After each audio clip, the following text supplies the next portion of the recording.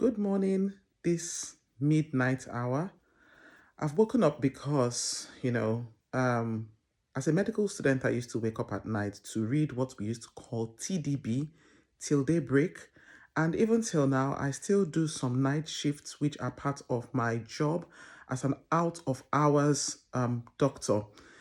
And on the days I don't have night shift, I think somehow my sleep pattern has been affected over the years. So I find myself waking up at nights.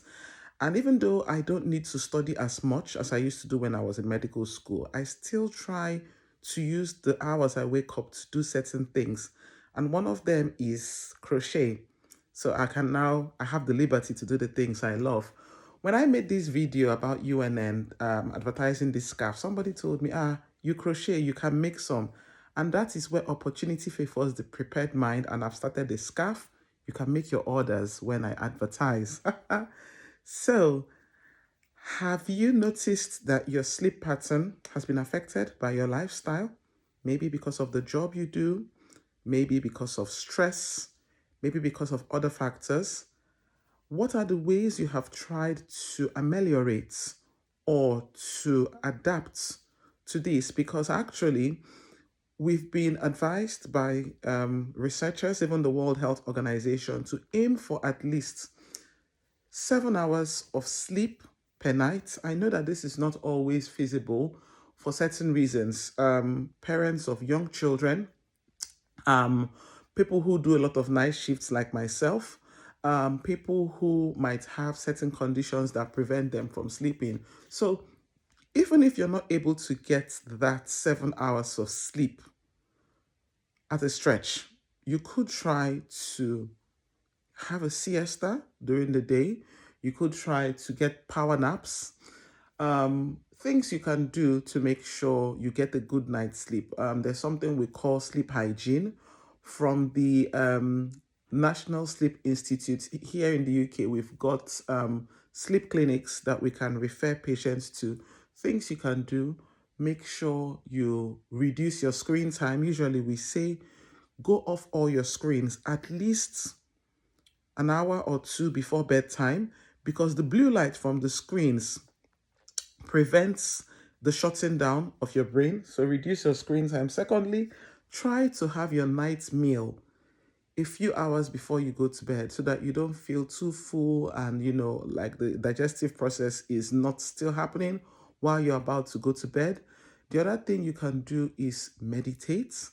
There was a study I was reading that said reading a paper back. So a book rather than reading it on your tablet. So I've got my The Way, which is a meditation pamphlet from Opus Dei. I've had this since 2010 as a medical student, and I meditate on the pieces of knowledge in it.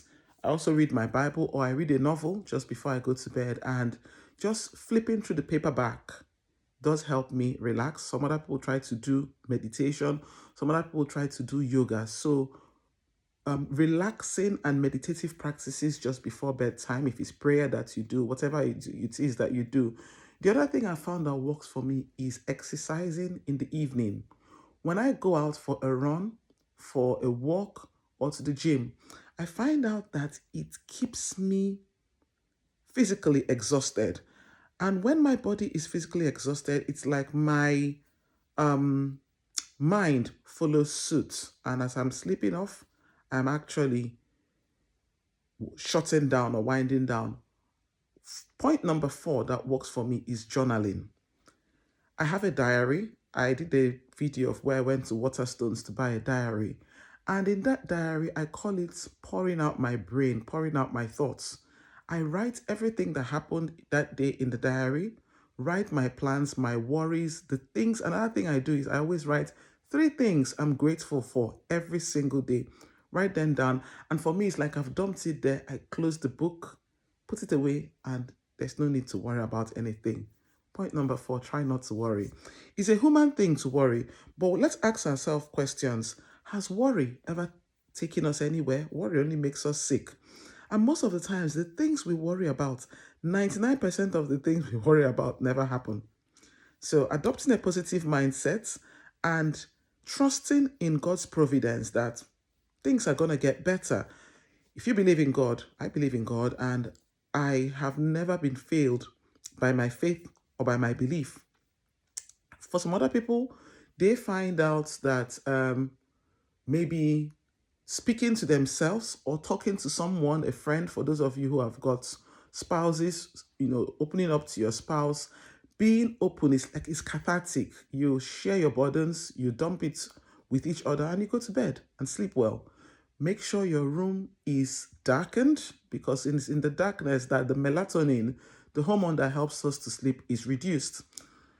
Also, for those of us in the temperate regions where it is winter, if it is too cold, it can be very difficult to sleep off. So the room temperature has to be ambient, not too warm. Because if it is too hot, then I know me now. I grew up in Nigeria, so those days when NEPA would take lights, and the heat, mosquito, they do in your ear. Try as much as possible to make your room comfortable. Mosquito nets.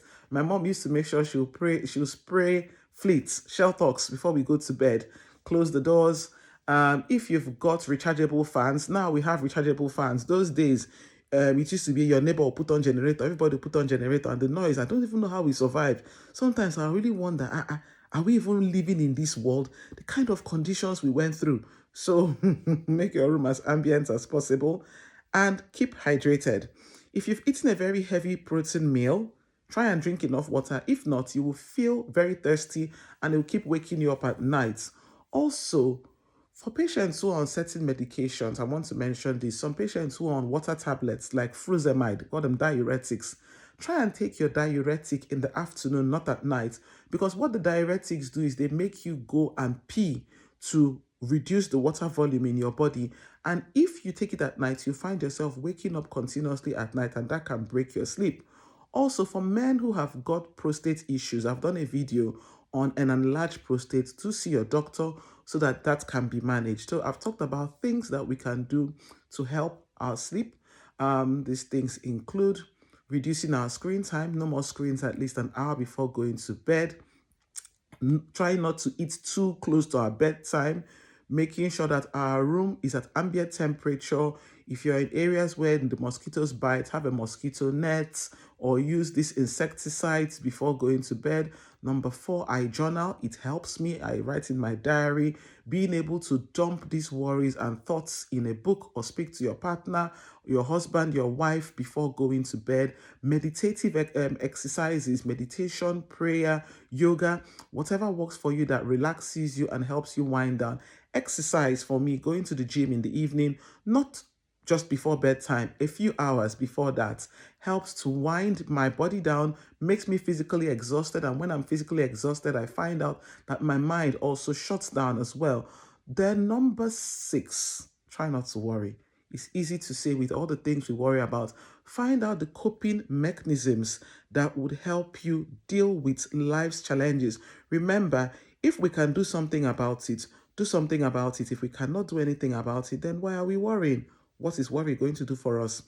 And if for any reason you find out that your sleep is broken, just like me, who spent, 6 years in medical school, waking up at night to do TDB till daybreak.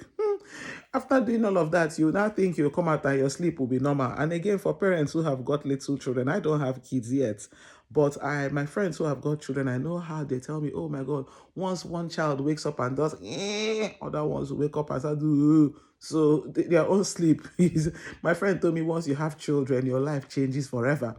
So try and find ways. Either you've got a supportive husband, wife, you've got family that can help, childcare, so that you can have your sleep. Sleep is very beneficial. I'll do another video talking about the benefits of sleep. And if you look at my YouTube channel, there's a video there on how to cope with night shifts for those of you that do night shifts. And I hope this video has been helpful. Again, I made this dress myself. I crocheted this top myself and I'm advertising it. All my crochet work are on my Facebook business page, Aka Onru Ogechi. You can go there and see the stuff I've made. And I'm making a scarf. When I'm done, I will advertise it. If you have any questions about sleep, share it in the comment section and we will discuss. Have a good day.